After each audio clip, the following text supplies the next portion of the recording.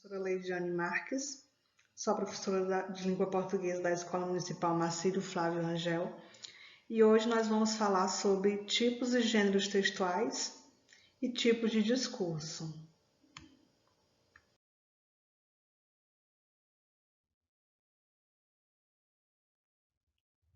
Então, para que a gente consiga falar sobre tipologia textual e gênero textual, nós vamos falar sobre a diferença entre eles. Os gêneros textuais surgem a partir da função específica de cada forma de comunicação. O que esse enunciado quer dizer? Quer dizer que os gêneros textuais têm a ver com a função social desse gênero, não é? De acordo com a intenção que a pessoa queira empregar no seu discurso, tanto escrito quanto falado. Então tem a ver com a sua função, não é? Como eu vou utilizar determinado texto no meu dia a dia, no meu cotidiano. Os gêneros textuais, pessoal, eles têm uma infinidade, não é? Ou seja, eles são em quantidade bem grande, não é? Antigamente, com a invenção da imprensa, os gêneros textuais, eles vinham, né? Eles apareciam em menor quantidade, né? Ou seja, a gente não tinha uma quantidade tão grande de gênero textual como nós vemos hoje, não é? Hoje em dia, com a internet, com o surgimento das novas tecnologias, nós percebemos que a cada dia surgem novos gêneros textuais a partir de gêneros antigos, gêneros que já existiam na verdade, não nem que sejam antigos, né, mas que já existiam, certo? E hoje, atualmente, não é, nós encontramos uma quantidade bem significativa, uma enorme quantidade, vamos dizer quase infinita, de gêneros textuais, e a cada dia surgem novos. Já os tipos textuais, né, a tipologia textual, são classificações dadas à estrutura linguística padrão, né, ou seja, é algo padronizado, segundo a qual o texto é produzido. Ou seja, por exemplo, os gêneros textuais, dentro deles há uma tipologia textual, há um padrão a ser seguido. Embora os gêneros textuais eles sejam maleáveis, não é? A questão do surgimento deles, a quantidade de gêneros textuais, não é? Já a tipologia textual ela é bem menor, né? A quantidade de tipos textuais é bem reduzido. E eles são, na verdade, fixos, não é? A tipologia textual é fixa e tem que ser obedecido esse caráter fixo dela, permanente. Então, quais são os tipos textuais existentes, não é? Que nós lançamos mão.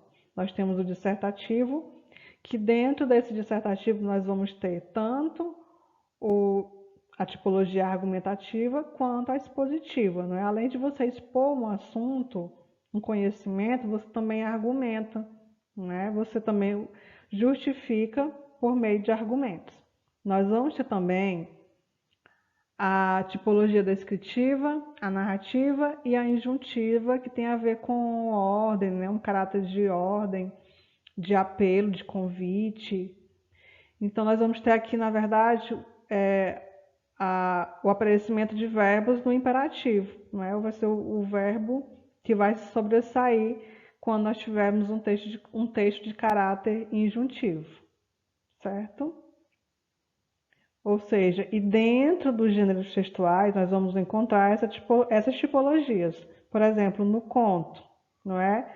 Além da tipologia narrativa, nós também vamos encontrar muito da tipologia descritiva, certo? Então, quando nós quisermos descrever determinada personagem, o local em que ela está ali atuando, né? Então, você vai utilizar a tipologia descritiva, ou seja, dentro de determinado gênero textual, não vai surgir apenas um gênero, não é? Vai surgir 2, 3 gêneros até, certo?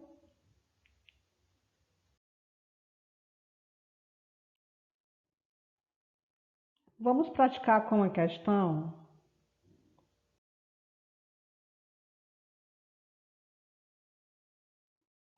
Então, A fábula é um gênero textual literário que possui uma forte carga moral, né? Ou seja, no final tem um ensinamento, sendo uma narrativa fantasiosa que o afasta da realidade, não é? Ou seja, faz parte da fantasia, da ficção e nada tem a ver com a realidade.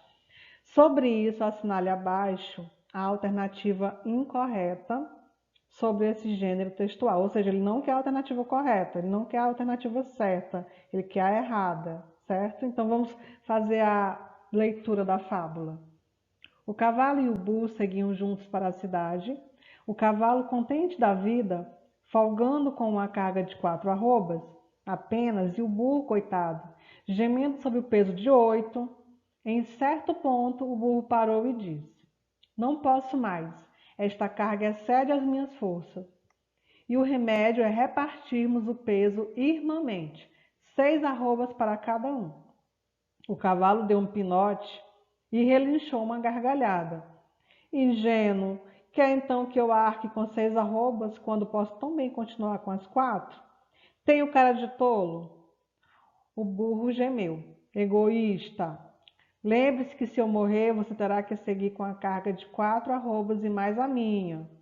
O cavalo pilheriou, né? Debochou, brincou de novo. E a coisa ficou por isso. Logo adiante, porém, o burro tropica. Vem ao chão e rebenta.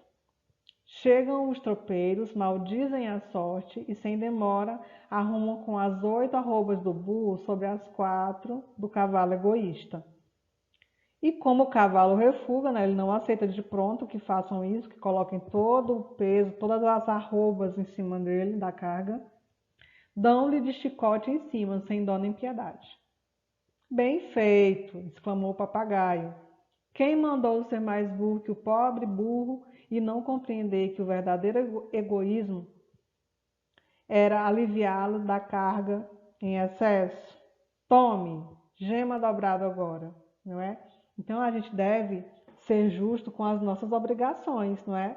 Porque o egoísmo ele não nos leva a lugar algum, certo? Então, assim como aconteceu com o cavalo, mais cedo ou mais tarde, nossas ações elas podem nos trazer sérios problemas. Então, essa é a moral, esse é o ensinamento que ficou dessa fábula aí do Monteiro Lobato. Vamos às alternativas, tá? Então, é incorreto a gente dizer que essa fábula é uma narrativa curta? Não, não é incorreto, né? Na verdade, ela é uma narrativa curta, então a gente não marca, porque é incorreta. Letra B.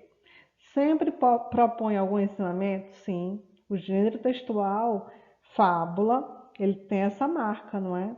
Ele tem essa característica, que é sempre propor um ensinamento.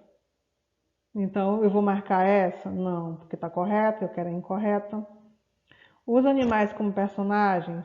Sim, nós acabamos de ver que tem como personagens aí o burro, o cavalo e um papagaio, não é? Então, eles que fazem, eles que conduzem as ações aí do enredo nessa fábula. É sinônimo de parábola? Né? Não é. Então, não é parecida, não é semelhante à parábola, certo? Por quê? Porque enquanto a fábula tem muita característica, tem muita... É uma narrativa fantasiosa, não é? Inclusive, ela lança a mão de animais como personagens, né? Para representar ações humanas.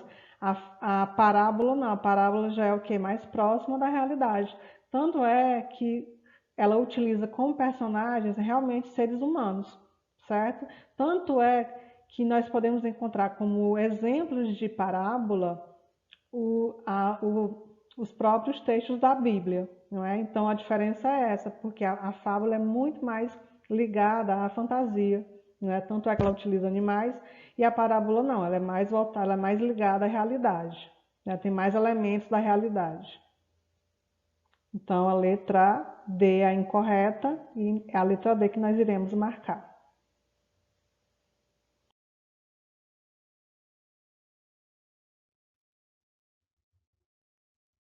Agora nós vamos falar sobre o discurso. Então, o discurso, ele é o meio pelo qual se transmite uma ideia, se expõe uma opinião, né, um ponto de vista, quer na fala, ou na escrita. Então, tanto você pode transmitir essa sua ideia ou a sua opinião, tanto na fala ou na escrita, não é? Então, é o que? É o discurso. Dessa forma, em se tratando do texto narrativo, não é? Ou seja, o discurso a gente vai falar agora, vamos focar no texto narrativo, na tipologia textual narrativa, todo desenrolar dos fatos, né, dos acontecimentos, que estão de acordo com a ação das personagens, que está condicionado ao propósito do narrador em materializá-lo por meio de uma mensagem discursiva, não é? Então, é a materialização, não é, do propósito do narrador. Como o narrador ele vai, na verdade, narrar toda a ação das personagens, todo o enredo, não é? Como que ele vai materializar isso? Tal registro se dá de formas distintas, caracterizando-se de forma direta ou indireta, ou em alguns casos ocorre o que? A fusão de ambas. Você vai encontrar essa forma, né, essa forma de registro desse discurso, tanto de maneira direta, indireta, ou às vezes as duas juntas.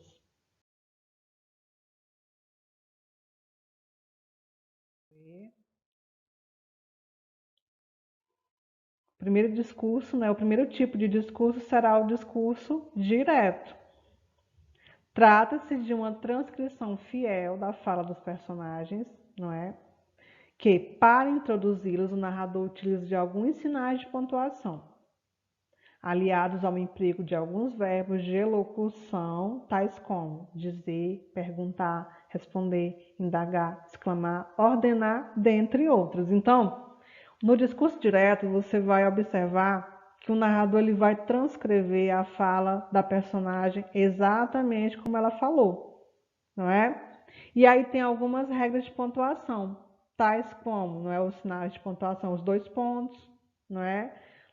Depois dos verbos de sende ou de elocução chamados, não é? Que são dizer, perguntar, por exemplo, fulano perguntou, fulano disse, né? Dois pontos, fulano respondeu, dois pontos.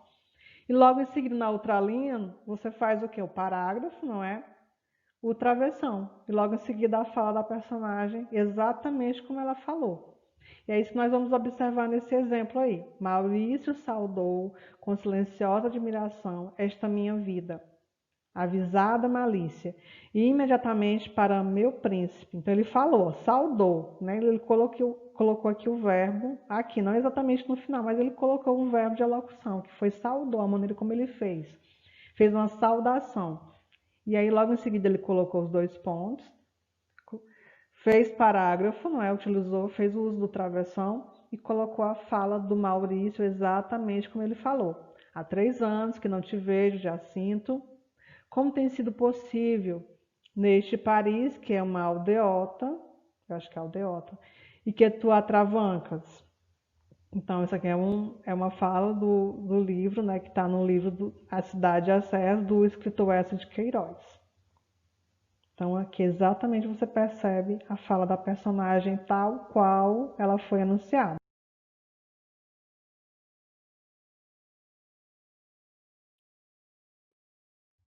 O próximo discurso que nós iremos aprender é o discurso indireto. No discurso direto, o narrador, ao invés de retratar as falas de forma direta, como no discurso direto, ele vai as reproduzir mediante o atributo de suas próprias palavras, ou seja, a sua visão. É como se ele estivesse fazendo uma espécie de tradução, não é da maneira como a personagem falou. E aí ele vai se colocar como se fosse o quê? Um intermediário, não é, nessa situação. Então, qual é o exemplo aí? Eu coloquei aí o discurso indireto e depois eu fiz uma transcrição para o discurso direto para vocês verem como que é.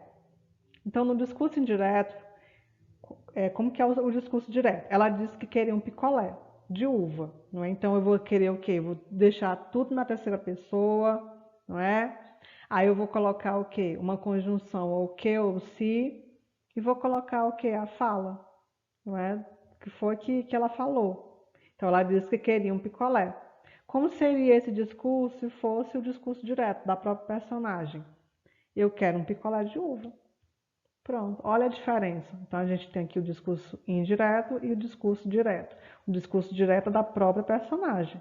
É a fala dela tal qual foi anunciada. Já o discurso indireto é a maneira como o narrador ele vai retratar essa fala dessa personagem, na visão dele.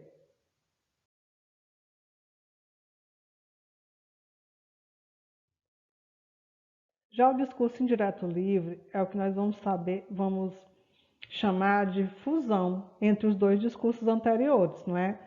Então, o narrador ele vai inserir discretamente a fala ou os pensamentos da personagem em sua própria fala. Então, o narrador, de certa forma, ele vai se apoderar tanto da fala quanto dos pensamentos da personagem. E aí, algumas vezes, o leitor ele vai confundir a fala do narrador com a fala da personagem, não é? Então, um exemplo aqui. Olhava, abria e chegava mesmo a aspirar-lhe o perfume do forro, misto de verbena e de fumo. A quem pertenceria? Ao Visconde. Era talvez presente da amante. Então, quando ele fala o seguinte, a quem pertenceria?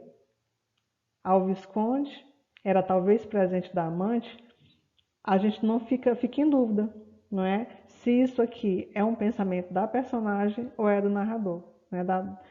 Da pessoa que estava fazendo, cheirando, não é, esse forro aí e pensando, não é, de quem seria, do Visconde ou da amante esse perfume.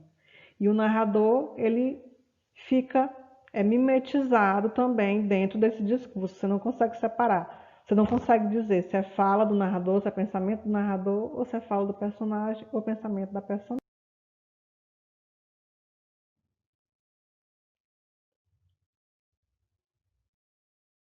A questão agora. O narrador desse texto mistura-se de tal forma a personagem que dá a impressão de que não há diferença entre eles. A personagem fala misturada à narração. Esse discurso é chamado, vamos lá para o discurso, impossível dar cabo daquela praga. Estirou os olhos pela campina, achou-se isolado, sozinho num mundo coberto de penas de aves que iam comê-lo. Pensou na mulher e suspirou. Coitada de Sinhá Vitória, novamente nos descampados, transportando o baú de folha. Então, olha, daqui até aqui a gente tem o que? Um pensamento, tem uma fala. Mas você não sabe se essa fala aqui é do Fabiano, da personagem aqui de Vidas Secas, né, do Graciliano Ramos, ou se é do narrador, né? Você fica nessa dúvida. Então, aqui nós temos as alternativas: discurso indireto livre, discurso direto, discurso indireto ou discurso implícito. Veja que o próprio comando da questão ele fala de mistura. Então, falou em mistura de pensamento, de falas, né? Fusão de falas, tanto de narrador quanto de personagem, você já sabe que vai ser o quê? Um discurso indireto livre. Ok, pessoal? Então, até a próxima. Obrigada pela atenção de vocês. Grande abraço.